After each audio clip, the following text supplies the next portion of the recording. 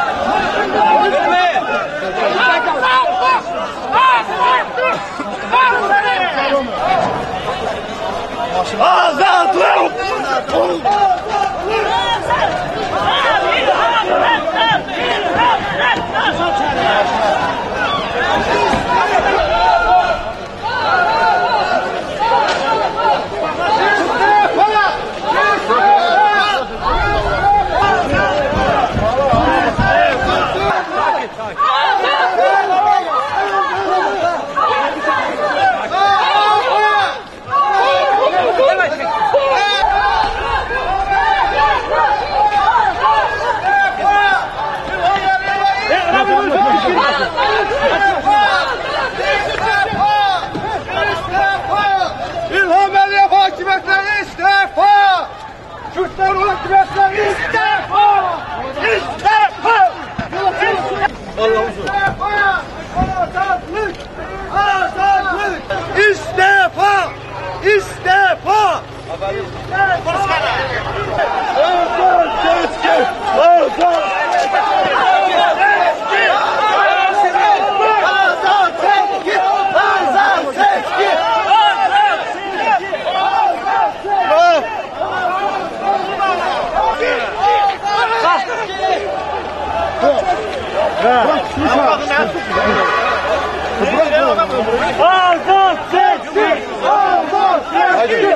Azad seçki! Azad!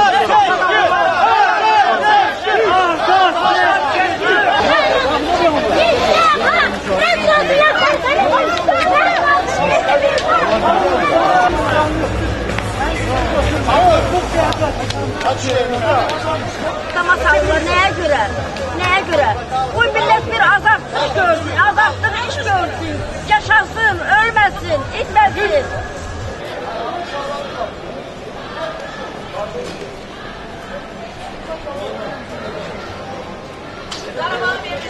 Onun için etiraz edirik, azad seçki talep edirik. Allah'ın köməklə azad toplaşmaq talep edirik. Bu millet dolansın da. Cemaatı yemeyin, içmeyin. Cemaatı ne isteyin? Bu kadar nefisten yiyin.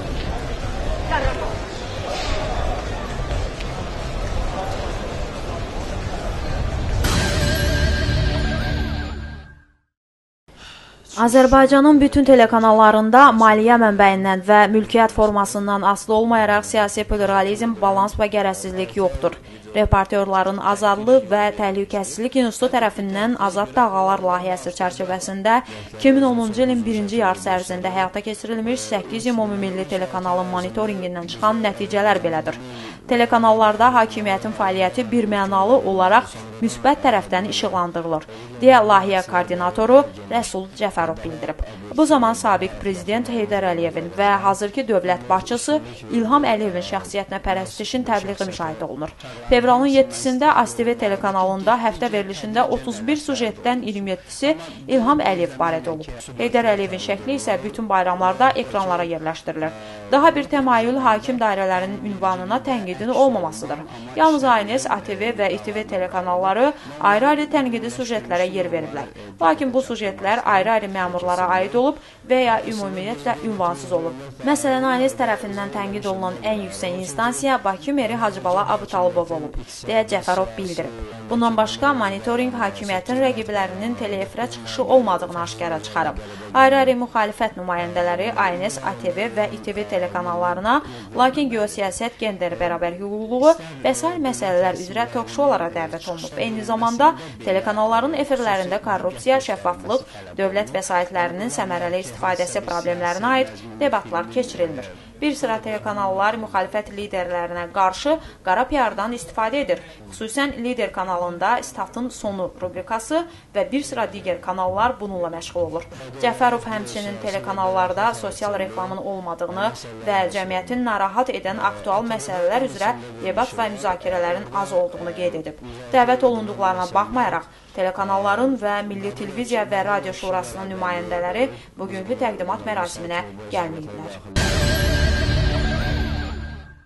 İyulun 29-da bir qrup Kiyev və Hüquq Müdafiə Təşkilatı nümayəndəsi Əzbəyev rayonunun Mərdəkan qəsəbəsinin Bağlar massivində bir gün əvvəl reportaj hazırlayarkən Yeni Müsavat qəzetinin əməkdaşı Elmin Bədəlov, Milli Yol qəzetinin və Piyanokda.az saytının əməkdaşı Anar Gəraylının döyüldüyü əraziyə baxış keçirdi. Hadisə dəbdəbəli villaların olduğu məhəllədə üzərində NNZM yazılmış 3 mərtəbəli imarətin qarşısında baş verib. Elmin Bədəlovun hadisə yerində verdiyi məlumata görə onlar bu imarətlərin yüksək vəzifəli şəxslərə aid olduğu barədə məlumat alıblar və faktı yerində yoxlamaq qərarına gəliblər. Hadisə yerinə çatanda isə binanın üzərində NNZM hərflərini də görüblər və bu hərflərin də Nəqliyyat Naziri Ziya Məmmədov olmasına işarə kimi anlayıblar. Amma bu bina ilə qonşuluqdakı dəbdəbəli və üzərində Misir ehramlarındakı mühafizəçilərin şəkillərindən əks olunmuş imarətin qarşısında qara rəngli cip dayanıb. Oradan düşən idmançı görkəmli şəxslər reportyorları döyüb. Habelə jurnalistlər qanunsuz olaraq 3 saata qədər saxlanılıb. Apardıqları çəkilişlər pozulub, fotoaparatları isə sındırılıb. Belə ki, hadisə yerində olan Kiyev və Hüquq Müdafiə Təşkilatı nümayəndələri də təzyiqlə üzləşiblər. Qısa zamanda hadisə yerinə toplaşan çoxsaylı idmançı cüssəli şəxs jurnalistlərin ərazidə çəkiliş aparmağına mane olub və jurnalistləri hədələyiblər. 5-10 dəqiqədən sonra isə həmin dəstəyə rəhbərlik edən şəxs telefonunu hadisə yerində olan Yeni Müsavat qəzetinin baş redaktor müavini Azər Ayxana verərək ev sahibinin onunla danışmaq istədiyini bildirdi. Özünü biznesmen Elçin kimi təqdim edən həmin şəxs jurnalistlərin döyülmədiyini sübut etməyə cəhd etdi. Qeyd edək ki, baş vermiş hadisə ilə bağlı artıq hüquq mühafizə orqanlarına müraciət edilib, amma hüquq mühafizə orqanları hələ ki baş verənlərlə bağlı heç bir məlumat yaymayıblar. Bəli. İyulun 30-da ELS Araşdırma Mərkəzi seçkilərdə qadınların fəallığının artırılmasında beynəlxalq təcrübənin tətbiqi layihəsinin təqdimatını keçirib. Tədbirdə qeyd edilib ki, layihə qadınlara ictimai və siyasi həyatda layiq olduqları yerləri tuta bilmələri üçün yardım etməyi nəzərdə tutur. Daha sonra seçkilərdə qadınların iştirakı ilə bağlı statistik rəqəmlərə istinad edilib. Bildirilib ki, 2004-cü ilin bələdiyyə seçkilərində 21 min namizədin cəmi 3,4%-ni qadınlar təşkil edirdisə, 2009-cu ilin bələdiyyə seçkilərində qadın namizədlər bütün namizədlərin 27%-ni təşkil edib. Son bələdiyyə seçkilərində 4074 nəfər qadın bələdiyyə üzvü seçilib. Onlardan 406-sı bələdiyyə sədridir.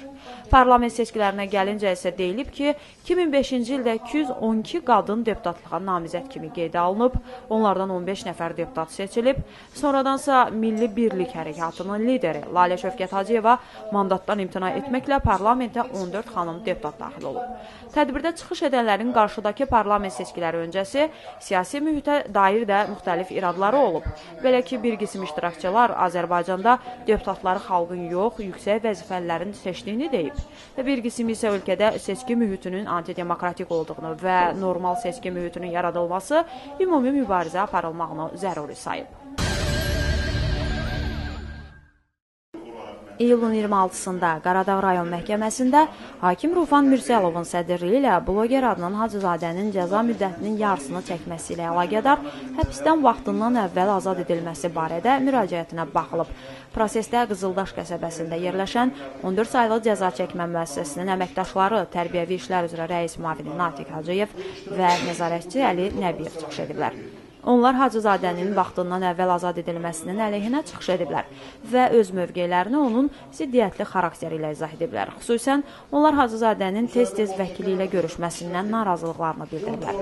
Bundan başqa, nəzarətçilər Hacızadənin əməlindən peşman olmadığından, habelə cəza çəkmə müəssisəsinin abadlaşdırılması işində iştirak etməməsindən gileyləniblər.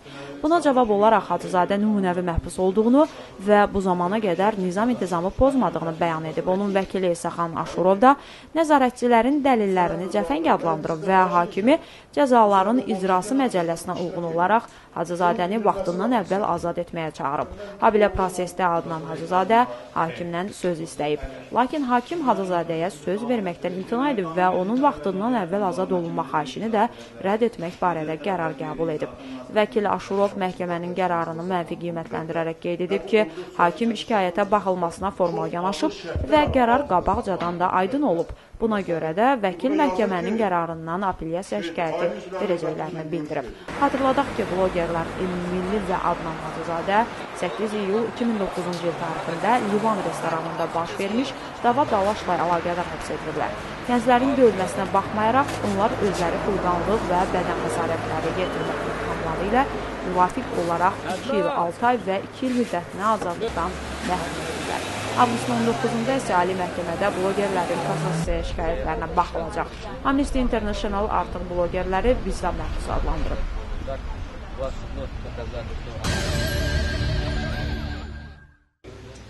Azərbaycan əhalinin az təminatlı hissəsi üçün yoxsulluq meyarını qaldırmaq mexanizmini işə salmağa hazırdır.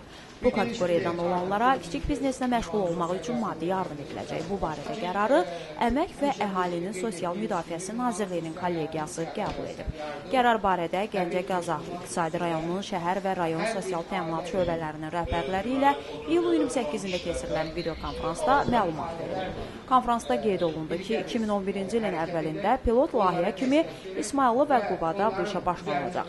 Ailələrə biznesə başlamaq üçün ilkin kapital olaraq maddi yardım ediləcək. Effektiv olacağı təqdirdə gələcəkdə bu təcrübə bütün ölkədə tətbiq olunacaq. Nazirliyin yoxsulluq problemi və ünvanlı sosial yardım siyasəti şöbəsinin rəisi Natiq Qasımov konferansda qeyd etdi ki, bütün bunlar ünvanlı sosial yardım verilməsindəki mənfi halları da aradan qaldıracaq.